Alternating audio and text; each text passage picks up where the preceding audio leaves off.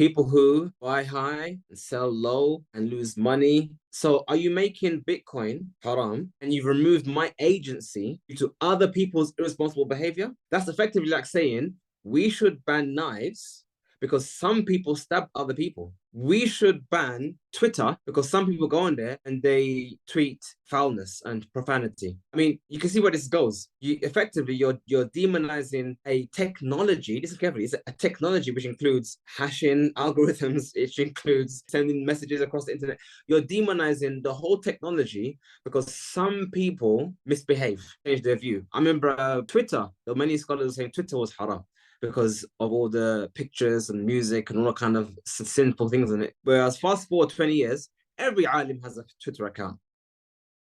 Assalamu alaikum, everyone. Today we have an esteemed guest. Muaawiyah, can you introduce yourself? Wa alaikum salam to Allah. Thank you for having me here. I am Muaawiyah Tucker, born and raised in the United Kingdom. I accepted Islam when I was about 17, 18 years old.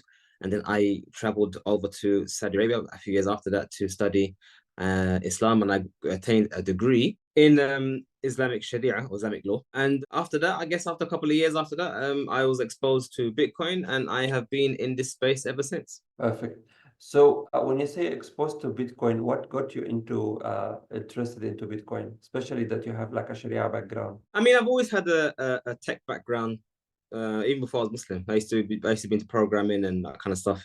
So I've always been involved in the computer space as it is, as many people are. So it was kind of a convergence of ideas and interests. So I was already into web design and programming, that kind of stuff. I had even taught myself PHP and MySQL, and even ActionScript back in, if anyone remembers ActionScript and JavaScript, that kind of stuff. We had, but on top of that, and having a strong disdain from riba, or some call it interest, I've always wanted to find alternatives to fiat and to banking. I've always hated banking, and I've always hated fiat. So there was a period of my life where I was a gold bug, where I tried to adopt the gold standard. At the time, I didn't really realize the limitations of gold and how gold brought us.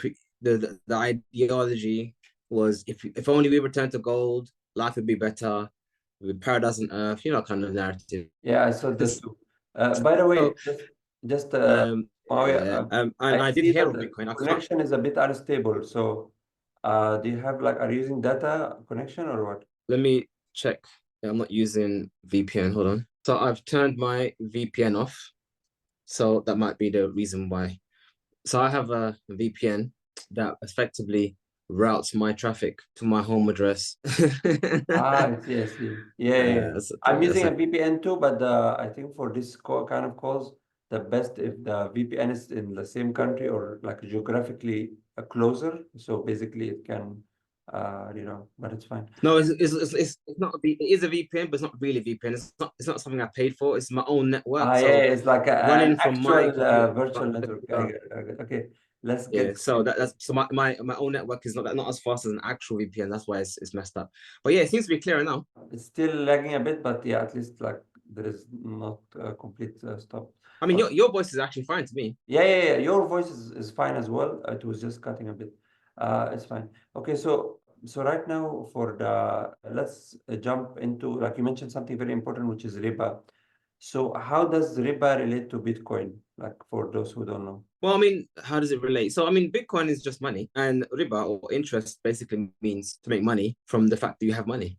So in Islam, the idea of making money just because you have money without any risk that justifies income is not allowed. So if I lend you £10 or 10 rupiah, well, I won't lend you 10 rupiah, I'll lend you a couple thousand rupiah. But if I lend you a couple thousand rupiah and then I said to you, give me more in return, I've effectively made money from the loan. I've monetized the debt. I've effectively monetized the debt. And that's not allowed in Islam. You can't monetize that. So I guess the only connection it has with Bitcoin is that Bitcoin is money. And if I was to lend you Bitcoin and require more back, then effectively I've monetized the debt. I've made money from money. But beyond that, there is no connection really between Bitcoin and riba. And that's actually one of the features. That's not actually a bug, one of the features, because if you look at fiat and interest are intrinsically attached. You can't detach fiat from interest. The fiat system doesn't exist or even work without interest. the whole system would collapse. Whereas Bitcoin, it functions independently of interest. If there's no interest, no leverage in the system, it would work perfectly fine. Whereas fiat, the 99% of all fiat that exists was issued through interest-bearing loans. So you have to have it for it to function. Yeah, so it's like That's at the Bitcoin. fundamental core, the difference is that a Bitcoin that is not based on riba, but actually fiat. And riba, for those who don't know, is basically usury. So it's like all fiat is based on it. So it's like the system is just, yeah, as you mentioned, it's like So you said the word ushari. Is that an Indonesian thing?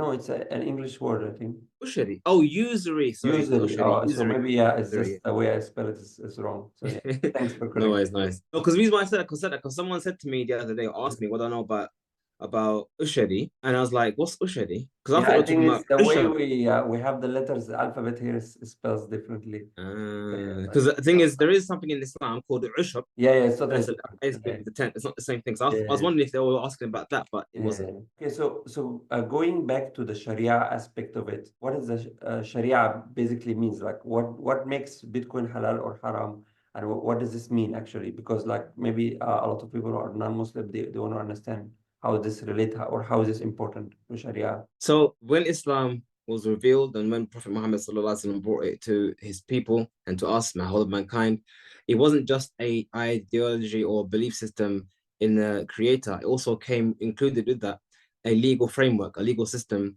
that not only speaks about morality, but also speaks about criminal law or law as a whole, or judicial law, which is not criminal, but judicial law as a whole. So it includes the topic of not only praying and fasting in Ramadan and Hajj and stuff and so forth. It also includes discussion on trade, what is fair trade, what is a good trade, what is forbidden types of trade, what is marriage, what is divorce, what is inheritance, what is all forms of legal system. They all came as a robust system, and that's what we call the Sharia.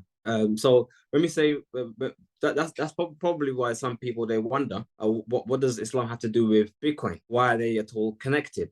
And that's because Islam from the Sharia talks about all forms of every aspect of life. The Sharia even includes how to use the bathroom, how to have good hygiene, how you must wash yourself and wipe yourself and clean yourself and whatnot. And you can't just behave uncleanly, you could say. You can't behave.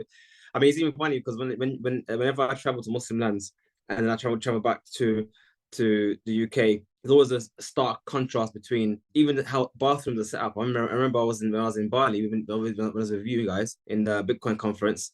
I was fascinated because that even within the toilet, there's a thing to wash yourself in because it's all integrated in there. It's not a cultural thing; it's a religious thing. Islam says you must clean yourself. If you go to the But bathroom, you actually, can't just. just to specifically on Bali, so Bali actually most of the population is non-Muslim, but due to like let's say being adjacent to the Muslim population, they adopted a lot of these things throughout Bali. So it's Yeah.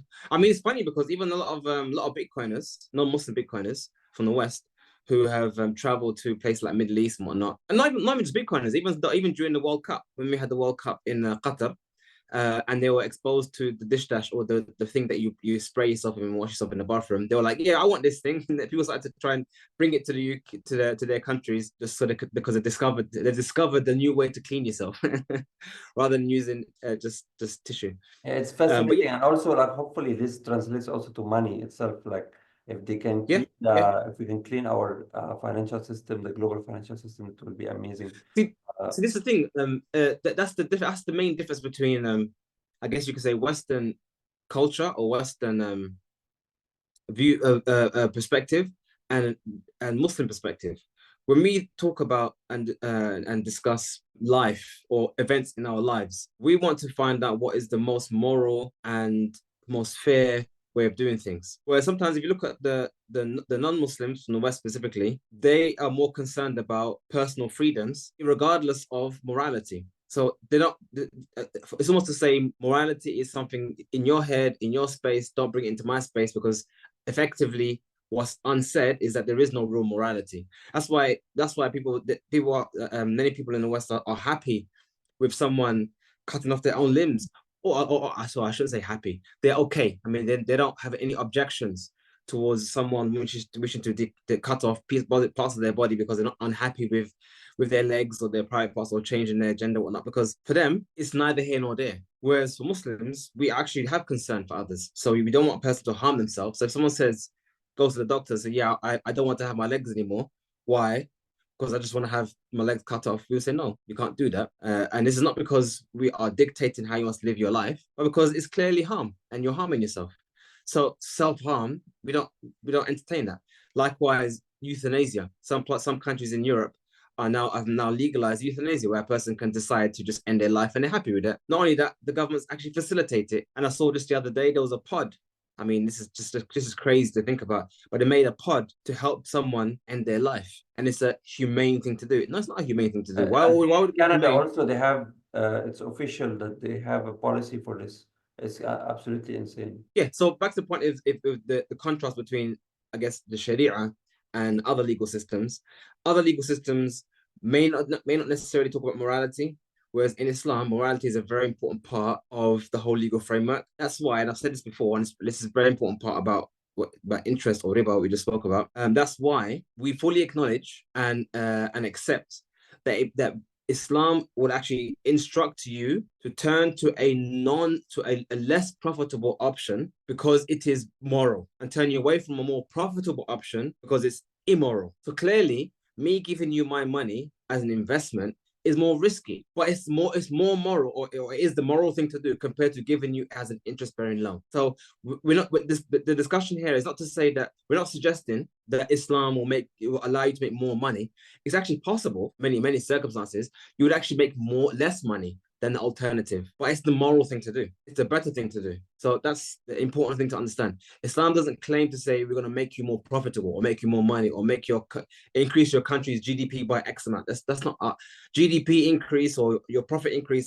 That's a factor. It's important, but there are other things that are also important, if not more important. Perfect. So, how does also like Bitcoin, like it's a great asset, but a lot of people, even from a Sharia perspective, said that it might not be halal, like permissible, just because it's like very volatile. So, how do you respond to that? Generally speaking, when it comes to Islamic rulings, there are certain principles that govern it, and this is hard to for someone to understand how Islamic law works if you haven't had an exposure to it. But just to give an example, an example, there are what's called maxims. I think the correct translation in English is maxims. There are certain maxims or principles or rules that are overarching and encompassing, and that we take these maxims as a general rule, and then we exclude where it needs to be. You have the exceptions where it needs to be. So there's one maxim, which is a very important maxim, and that is al-aslu fil ashya' al-ibaha. The general rule with all things in this world is that it is permissible. So anything that you find in this world that you just come across as new, novel, we don't have to ask, is it allowed? Because by default, it would be allowed. The only way it would not be allowed is if there is a specific circumstance or a specific reason that excludes it from that general maxim. So when it comes to Bitcoin, it's not for us to prove that Bitcoin is halal. Bitcoin will be by default halal. It's for other people to claim or to prove that it is forbidden. So you mentioned one of the claims, which is volatility, and often the good thing about Bitcoin is that it's relatively simple. I mean, anyone can perceive how Bitcoin is halal just from basic principles, and this is one of them. So if we know that Bitcoin is halal by default, by definition, then we know that we need to have specific rules that exclude it from the norm, and we have to look at the excuse that I've given. So one of them was given that it is volatile. Okay, so the simple question is does volatility make a currency not halal? Is volatility something that makes a currency not halal? If the answer is yes, then you've basically nullified currencies of most of the world, Indonesia included, because many Bitcoins actually, objectively, if you actually look at the price of Bitcoin and whatnot, it is actually less volatile than the Turkish lira. The Turkish lira has actually more volatility in it historically than Bitcoin. Now, I'm not comparing Bitcoin's volatility at the beginning when Bitcoin was very new. We're talking about as it is right now. So if you're looking at if volatility is a reason for something to be not halal, then by definition, most currencies on planet Earth also not halal.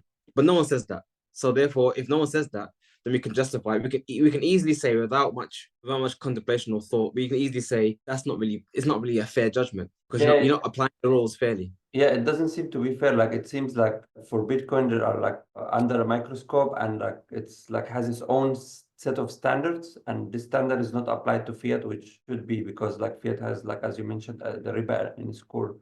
Okay, so And also, another thing, just to clarify, the argument that it is volatile is brought, and I guess one should ask, what exactly about volatility makes it forbidden? Listen carefully. This is a very important nuance. Listen carefully. By saying something is forbidden, we're essentially saying that there's an angel writing down in your book, this person has disobeyed Allah. This person has brought upon himself the potential possibility of being punished in the hellfire. So, what exactly about the volatility of something else called Bitcoin would justify you being punished in hell? I mean, if you just think about it, I mean, for example, if I said to you, theft is a sin, we can see that you're harming someone by taking his property.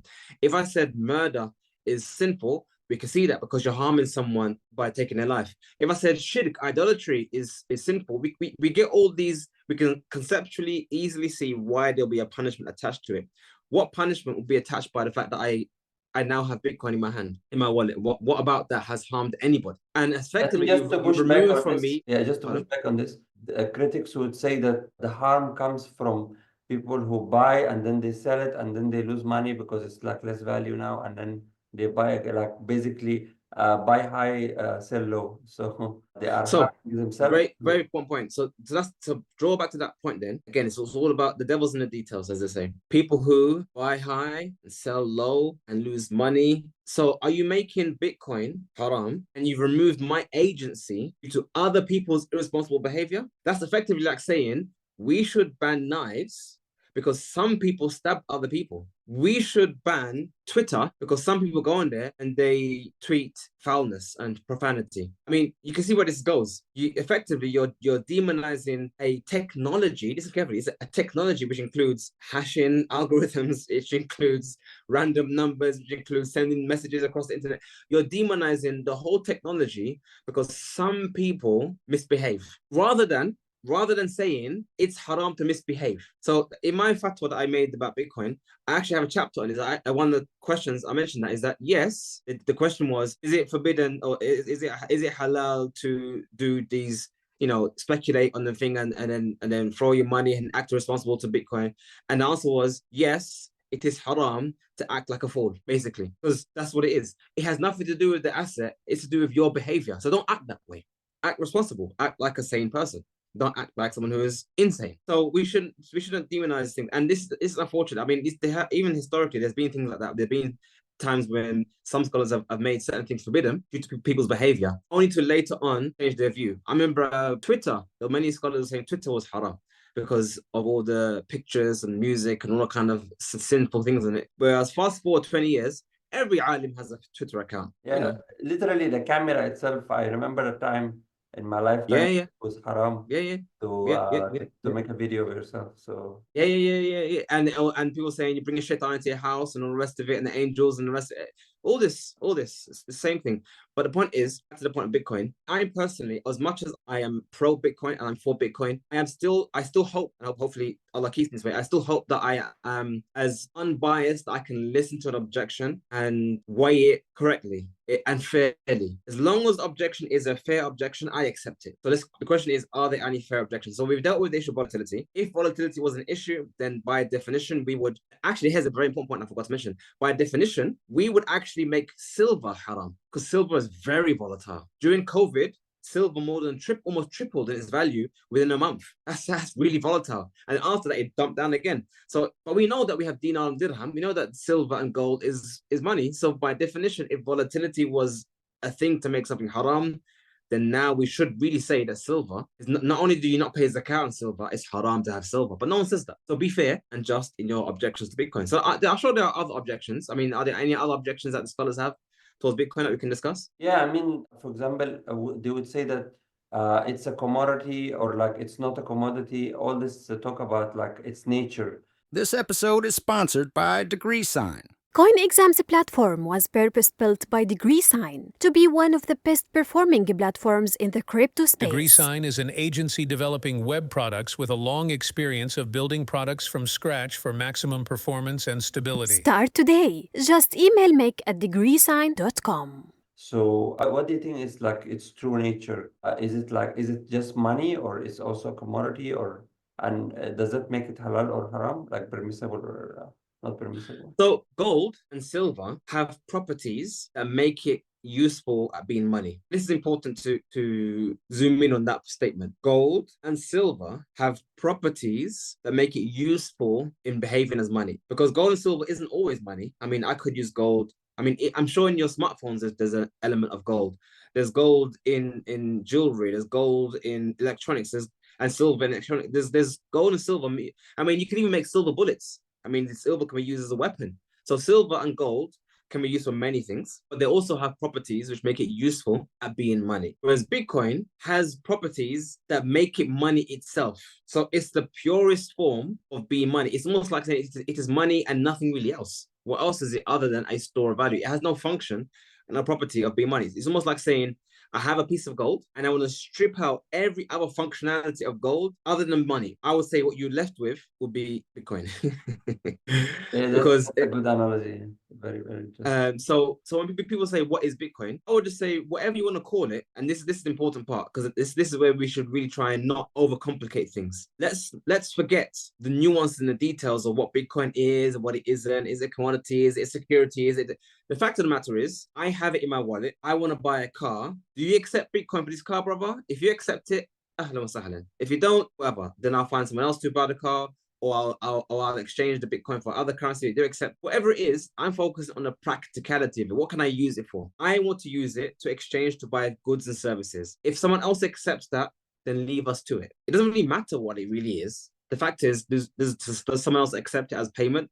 If the answer is yes, fine. So I don't think it matters. So what do you think is like preventing or like holding back Muslims from adopting Bitcoin, or like what should we do, or like the message that we should be broadcasting to Muslim brothers and sisters, like about this as a tool away from riba, or like a solution for riba? Like what should we do to accelerate this, and also what's holding the community back? I think there's a few things, but I think the most important things or points that are holding us back is that, number one, it is the first time we've ever had in human history digital scarcity or scarcity of knowledge. When I mean by scarcity of knowledge, meaning if I authored a poem, shi'r, bayt min al-shi'r, or qasida, I've authored a poem, or authored a poem, and I recited it to you. Now imagine you've got memory that, mashallah, you hear something once and you memorized it.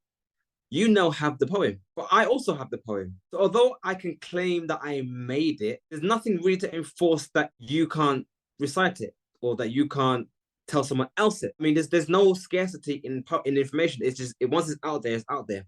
That's why in the past, if you want to keep something to yourself, you had to literally keep it secret. That's the only way to keep it secret. Because if someone else knew your special formula, your special medicine, your special whatever, then they could just replicate it. And that's probably why medicine was basically something you just teach. And you would but the only thing you can really monetize is the skill in forming the medicine and diagnosis. But there was never really a legal framework whereby I can say, you can't actually make that medicine, only I can make the medicine. And that never existed in the past, because making medicine is knowledge. That's actually why me personally, I don't agree with patent laws and copyright laws, because they effectively infringe on your right to do what you want to do with your tools or your actions. I.e., I went to the shop, I bought cloves, salt, coconut oil, and some other things, and I mixed it together to treat gum disease. Yeah, if someone else patented that formula, that's effectively saying I have committed a criminal act by mixing these things together. Why? How can he have domain and authority over the things I bought? I bought the salt, I bought the clothes, I bought the coconut oil. They're mine, they're in my house. How can he tell me I can't mix them together? Because it's knowledge. But Bitcoin, on the other hand, I actually have domain. Bitcoin is in my wallet, not in your wallet, and no one can send it but me. And once I've sent it to you, now it's in your domain and you can't send it. That is a paradigm shift that is actually very difficult for people to understand, because we've never had that before. This idea that this is I think this is the most revolutionary thing that a lot of people don't understand about Bitcoin. Yeah. They maybe think it's the price is what's attractive, but actually the most attractive feature of Bitcoin is that it's willed into existence this new form of like compute, like that you can have something, especially that it's digital. Like I think maybe previously people could only understand that something is unique if it's physical, because then maybe it's harder to copy. But exactly that. Yeah, but right now it's like the first digital instant of anything that's cannot be replicated. So it's quite very. And the second part is because it's such a paradigm shift. What often happens, the mistake that often happens, that people they use previous things to try to understand the current thing when the whole purpose of a paradigm shift is that it's different. And because of that false analogy, that false qiyas, you end up with the wrong result. So let me give you one example that you perfectly understand that you just mentioned earlier on, actually. Photos. Why did many scholars say that photos are haram? Because they use the text in the Quran about the punishment on the Day of Judgment for picture makers, those who make images, who make pictures, make paintings, whatnot.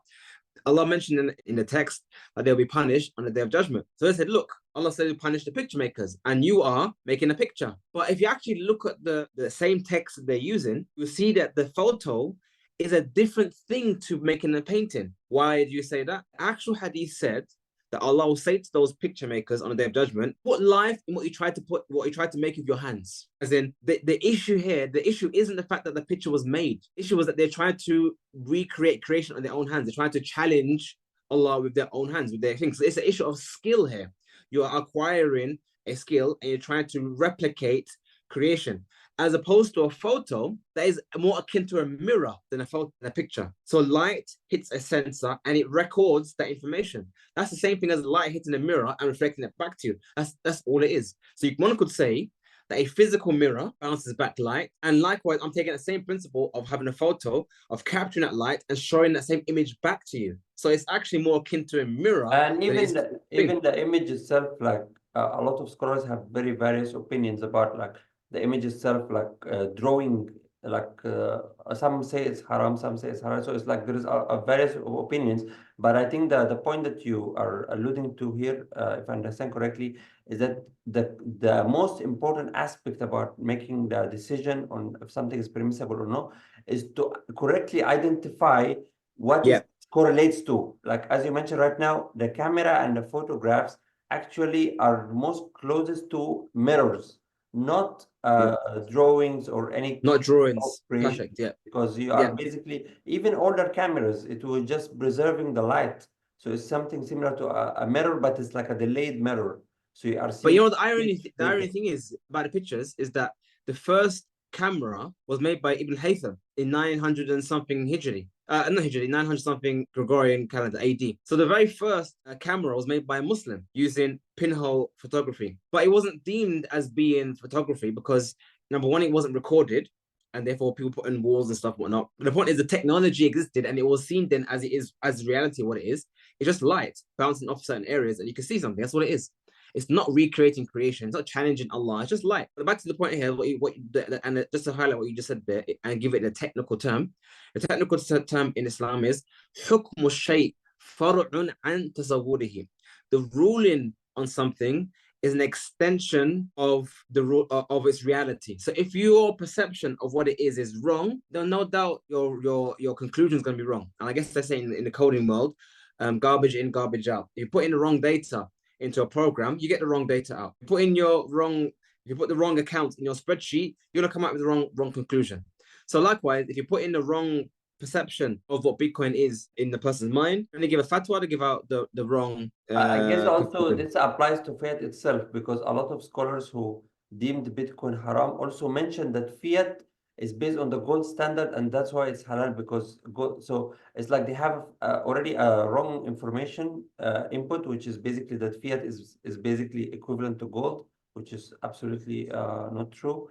So that's why so it's a lot of. But even with fiat, that's actually the wrong perception of fiat. Even going beyond the issue of saying fiat is pegged to gold, even if we assume that they don't hold that opinion, I don't know any scholar, I haven't read any scholar who has spoken about fiat acknowledge. Sorry, let me start again. I haven't heard any scholar who has spoken about fiat in the positive, saying it is halal, that has also highlighted how fiat comes into existence, which is key. You can't say something is halal without knowing where it comes from. If I said to you, fiat is halal, okay, fair enough, fiat is halal. But I then said to you, but all or 99% of all fiat comes into existence through interest-bearing loans. That's the only reason why it exists, because the riba occurred. Is it still halal now, Sheikh? Realistically, are you telling me that this currency is halal although all interest on planet Earth exists because of fiat. You can't say in one breath fiat riba is haram, it's a major sin, it's worse sin than sleep with your mother. Yet the tool that facilitates it, it's perfectly halal. Makes no sense. So it's about the correct perception of of how things actually work and how things actually function. Perfect. So thank you so much for this overview, and also like in depth, like about like how should we think, and hopefully like the Muslims, inshallah, start to adopt Bitcoin and like try to understand that this is, if not the only solution, but like the best solution that we have right now for riba, because riba right now is even seeping into Muslim communities. So if you go back even 10 years back, the credit and all these things was not as common in like the Muslim communities or Eastern communities in general. Right now is credit cards and everything is becoming very common. So hopefully Bitcoin can save us from this, inshallah. So Inshallah. any way the people can reach you? I mean, generally speaking, I'm usually quite active on Twitter. My hashtag being C_hash review, HASH, and then review, all one word, C_hash review. And then I have also a YouTube channel, which I have almost 200 videos related to Bitcoin, the technology, how it works, even money, how that works, and also addressing some of the objections about Bitcoin from the Sharia perspective. Perfect, mashallah. Inshallah, I'll put all the links in the description, and thank you so much for your time today. جزاك الله خير. حياكم الله شيخ.